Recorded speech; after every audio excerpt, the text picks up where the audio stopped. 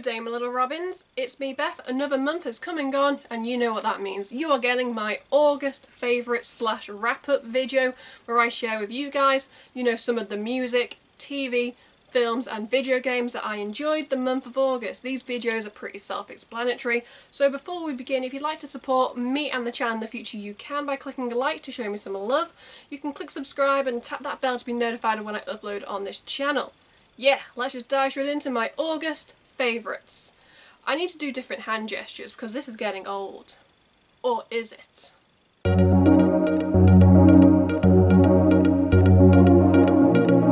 We start with music as we always do in these favourite videos / wrap-up videos, and 3 bands I loved released albums the month of August. We start with Hollywood Undead and the album Hotel California.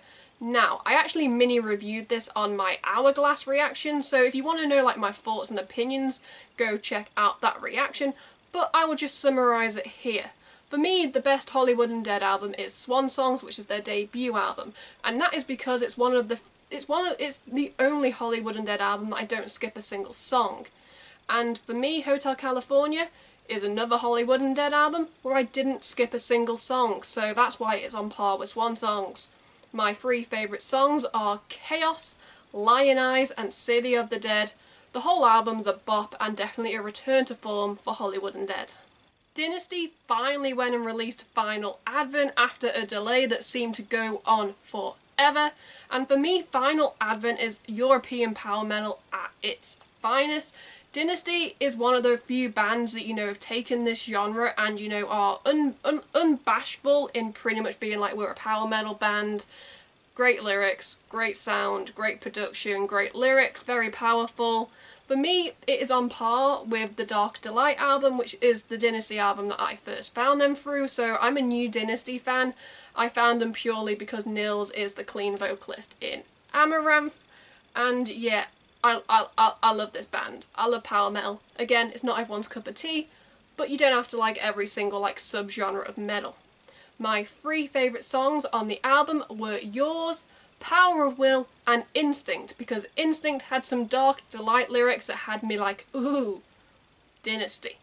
And the final album I'm going to quickly mini-review is by Muse, and it is Will of the People, and holy hell, this is a return to form for Muse. I did not like the last album, as did quite a few fans. That was a little bit too experimental, but this album is packed full of songs that people could use as anthems in this dark times where the economy is going to crap, living expenses, inflation, we don't know what's going to happen in this country. Muse know how to write songs that definitely resonate, or I think that's the song, resonate with the times. Pretty much they are very relevant, and I'm very happy that Muse are back. This album, each song on the album sounds like it was pulled from a previous album, and Muse have a lot of albums to pull from, and they've definitely gone back on some songs to their earlier albums, and I'm there yes, yes, yes, I'm all for it. If I had to pick my 3 favourite songs though on the album, well, it is simple. Also, apologies in advance if I swear, but they have a song with a swear word in, and I've written it down, because there is also one song title that is very long. So my 3 favourite songs are Compliance, We Are Fucking Fucked, and You Make Me Feel Like It's Halloween. All 3 of those songs have completely different vibes, but when they're put together on the album with the other songs, you go, yeah, that's a Muse album. Before we move on to the YouTube portion of the video, let's talk about K-pop albums, because I finally picked up the remaining 2 versions of the Monster X Shape of Love album. I finally picked up the Love version and the Everything version. So I'm very happy that I now own all 4 versions of this album.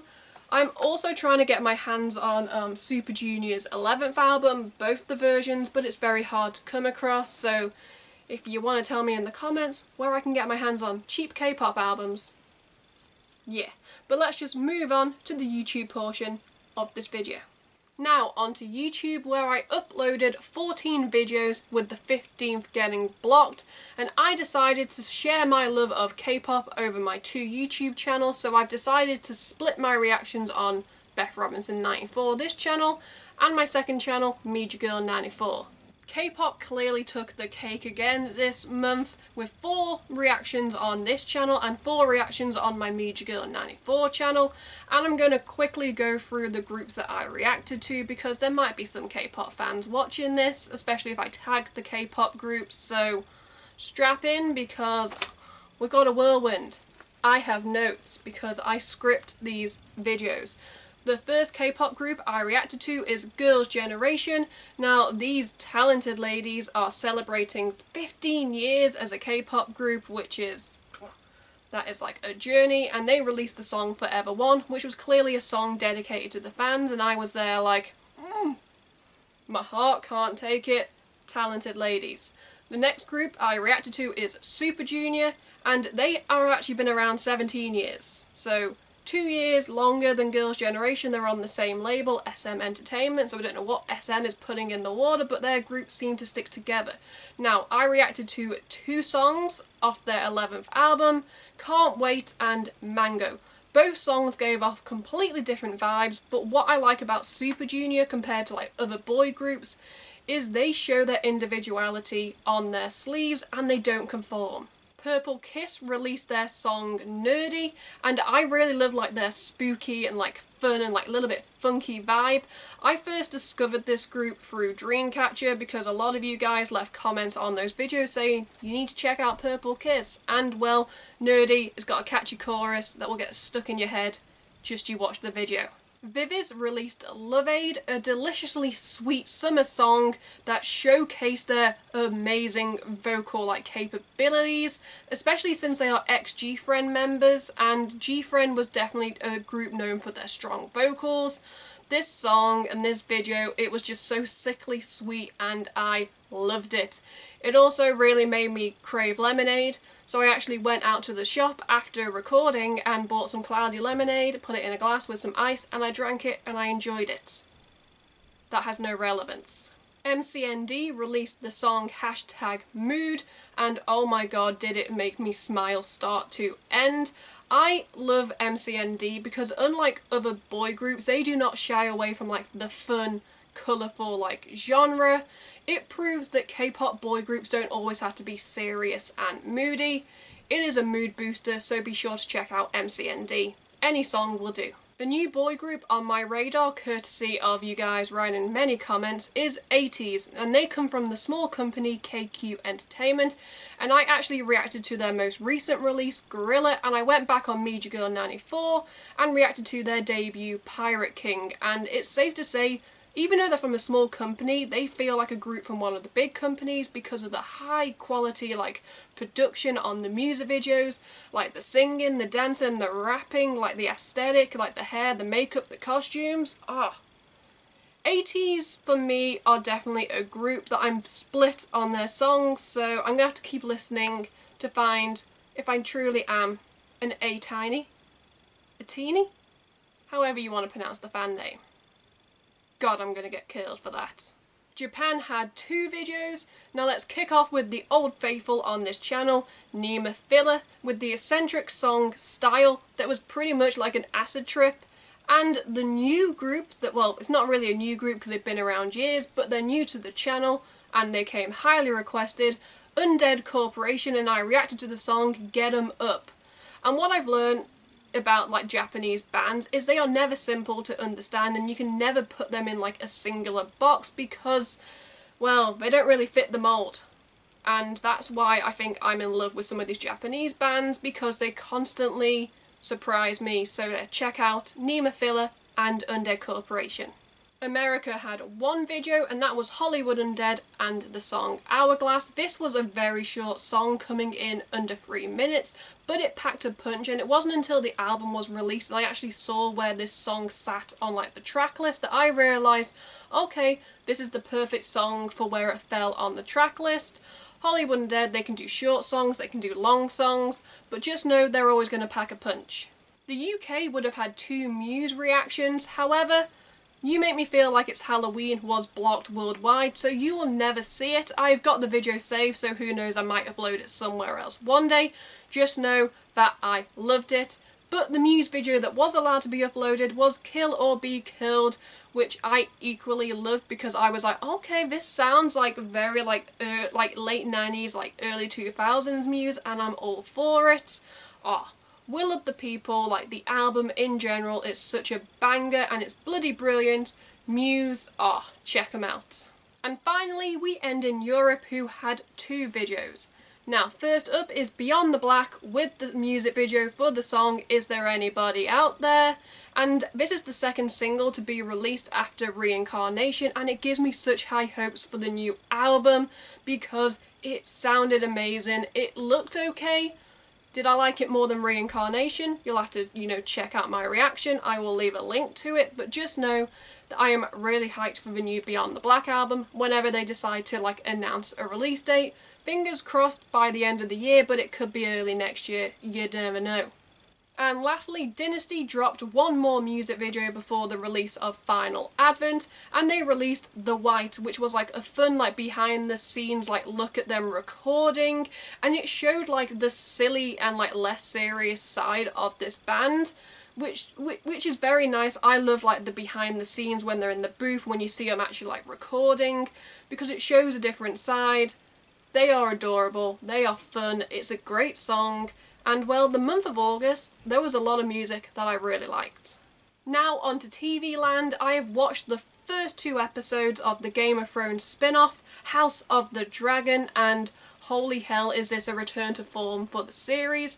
I, like a lot of fans, did not like the last season. I wish it never existed, or they changed it.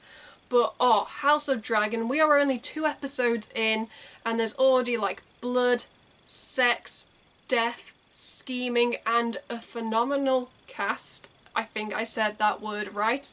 An amazing cast who are perfect for the characters that they play. If you haven't watched Game of Thrones, what are you doing?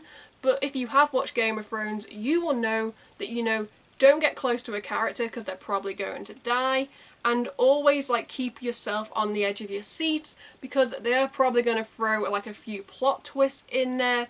But House of the Dragon, oh my god, is such a beautiful show.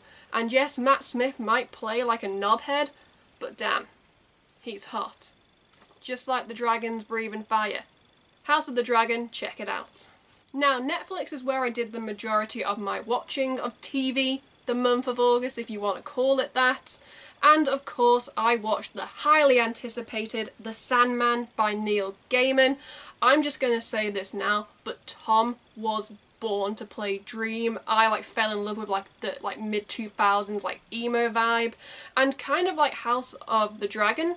The casting is amazing, and I couldn't imagine any other actors playing the characters that they played. It had a very high budget. I believe it was 15 million or something per episode, and it shows. If you like high fantasy, but you're scared, you might not understand. I had a friend who watched this going in blind. She knew nothing of the story or the characters, but she was able to watch the series and had a good time. Fingers crossed, we get a season 2, but Netflix keep the cards close to their chest. The Sandman, yeah, if you like fantasy, check it out. Brooklyn Nine-Nine is not a new show for me because I did actually watch it when it aired on TV, but recently I decided that I want to binge watch the series and Netflix has me covered. This is a cop comedy show. You've probably seen a bunch of gags in various YouTube compilation videos and memes. The cast will have you howling with laughter. My favourite character is Boyle, and as much as I want to be in his head for the day, I kind of don't because he's a little bit disturbed. But yeah, Brooklyn Nine-Nine, if you want to lose yourself and chuckle, check out this comedy. Up next is Catching Killers, which is a true crime series, again on Netflix since this is the Netflix portion, and it follows investigators and pretty much documents every chilling moment of high profile serial killer cases. If you love true crime like I do, then I highly recommend because they do not hold back on the detail, and there are certain episodes. There are 2 seasons currently, and there are certain episodes that have me feeling like, oh, I would not have wanted to be like an investigator on this case, because it drained some of them, and I was like, wow, this is powerful. There is a 2-parter for the Happy Face Killer, and they were my favourite episodes. And the final show that I watched on Netflix is Sell Your Haunted House. Now this is a K-drama in which a real estate broker who is also an exorcist, I think I said that word right, I can never pronounce it, teams up with a con artist. Now, if you are new to like K-shows in general, how do I explain this? They are never what they seem. Take the plot with a pinch of salt because they constantly throw surprises at you. But if, like me, you have binged like all like the K-shows that Netflix have to offer, oh, this cast is amazing. And what I love about K-shows, like K-dramas or like the comedies, is that they clearly have like high production value because some of the scenes look flawless. And if you are doing like a paranormal show, you cannot skimp on the budget. So yeah, Sell Your Haunted House is a recommendation from me. I saw one film the month of August, and it was Bullet Train, in which a bunch of assassins fight one another on a bullet train travelling across Japan. Yeah, that's pretty much the plot in a nutshell.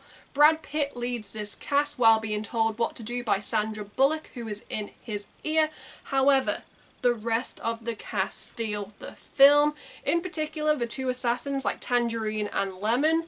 I just want like a spin-off, as do like a lot of people that went into this film. I want a spin-off with just those 2 because their chemistry is beautiful. Sociopaths, psychopaths, murderers. It's all good. Right, I'm going to throw some questions at you. Is Bullet Train the greatest film ever created? No. Did I check my watch or my Fitbit at any point in the film to see how long was left? No. If you want to like escape for like a couple of hours, then you know, watch this film. You know, it's not going to win any awards, but you know, it's a fun watch. It is also based on like an adaptation of a book series. I have bought the book and I'm planning to read it the month of September. But yeah, Bullet Train, a good film if you want to lose yourselves. The final category I'm going to talk about in my August favourites is video games, and we had 3 on the Nintendo Switch and 1 new mobile game that I have obsessed over. Let's start off cute and hungry with Kirby's Dream Buffet, in which 4 players, you know, fight it out in like races and various challenges to be crowned the fattest Kirby. Yeah, that's literally the plot of this game. It came completely like out of like left field. I wasn't expecting it. I knew that they were working on like another Kirby game, but I wasn't expecting like a second Kirby game, you know, after we got, you know, Forgotten Land at like the start of the year. But this is such a fun game, and I downloaded it and I've actually played it with like a few friends, and I've annoyed a fair few strangers online playing this. Kirby is one of the best Nintendo properties because Kirby is just so cute and just wants to eat all the time. Kirby's Dream Buffet. If you want like a fun party game for like the whole family, or you want to get competitive with friends or online with random strangers, check out Kirby's Dream Buffet. It's also reasonably priced, so it's a winner. 2 Point Campus was released, in which you run a university campus, but it always ends up going to shit. Now the 2 Point like series, like franchise as a whole, is amazing. I also re-downloaded 2 Point Hospital, which was a remake of the PC classic Theme Hospital, where you run a hospital which always ends up going to shit. These games are very British, down to like the humour and like the references, but that does not take away from like the game and like the experience. And I love watching like Americans play these games because they're taken aback by some of like the references, and I'm just there like, no, that's being British. But like 2 Point as a whole, like Campus and Hospital, they are games that, you know, you don't have to sit down and put like you do have to put some thought into it, because when you're like making rooms and then you realise you've run out of space in like your campus or your hospital and you need like a new GP's office or you need like a new dormitory. So there is a bit of like management sim, which I'm obsessed with, but then you don't know what's going to happen because the game constantly throws like wrenches in the works, so you think it's going fine and then everything sets on fire, or you're running around your hospital trying to chase down ghosts.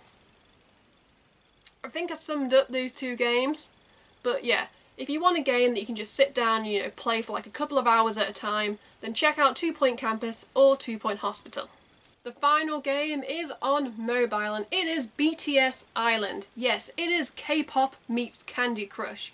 You must help BTS survive on a deserted island by completing like puzzles to unlock stars to make sure they survive. I love Candy Crush. It is a game that I've put so many hours into. In the early days I also put money into the game, so I'm a Candy Crush pro. And going into this, like, you don't have to like K-pop, you don't have to like BTS, but it helps because it's their game. But I went into it thinking like, oh, it's going to be easy, it's going to be the same mechanics as was in Candy Crush, but this game actually swapped up the mechanics and the puzzles are kind of fun, and like the new elements they introduced were very refreshing. So personally, I found myself just kind of like going through the puzzles and then pretty much having enough stars just to like steamroll the story. It also definitely wants you to join like a club, so you can gain hearts, but then, you know, also join in like the many mini events, you know, to get rewards. You don't have to, I think you can play this game without putting any money in, because there are like enough like mini games and like enough chances to like win rewards where you don't have to put money into it. But just know that the difficulty level, once you get past level 100, it skyrockets. But yeah, that just ends my August favourite / wrap-up video. Yeah, August has come and gone. Bring on September. In the comments below, I'd love to hear, you know, some of the things that, you know, you guys loved the month of August. Feel free to start a conversation. Have you played any of the games, listened to any of the music, watched any of the same shows as me? If you have any recommendations for future videos, not just on this channel, but my second channel, msbethrobinson94, the comments is the place to go. But let's just wrap up this video before I continue to ramble. If you'd like to support me and the channel in the future, you can by clicking a like to show me some love. You can click subscribe and tap that bell to be notified when I upload on this channel. At the end of this video, you can check out my last 2 videos or playlist, depending on what mood I'm in when I'm editing this. Until next time, I'm Beth. Goodbye.